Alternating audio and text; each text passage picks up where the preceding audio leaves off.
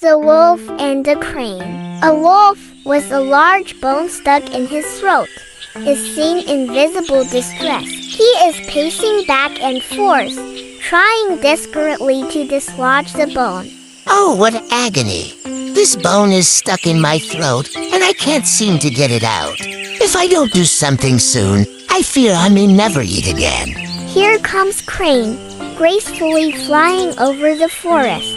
Upon noticing the wolf's distress, she lands nearby and approaches him cautiously. Good day, Mr. Wolf. What seems to be the trouble?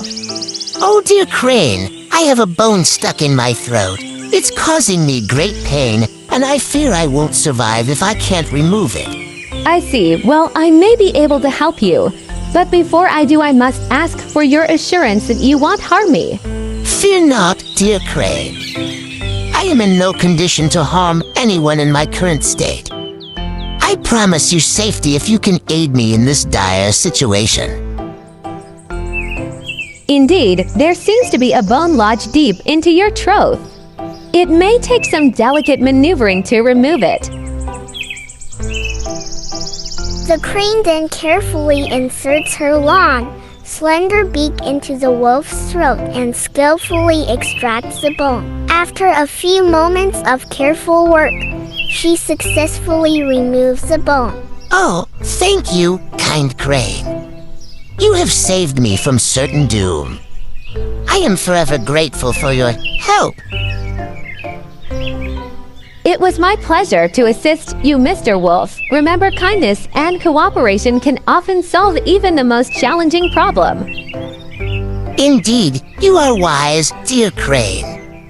From this day forth, I shall always remember your kindness and the importance of helping others. The wolf and the crane part ways, each grateful for the other's assistance.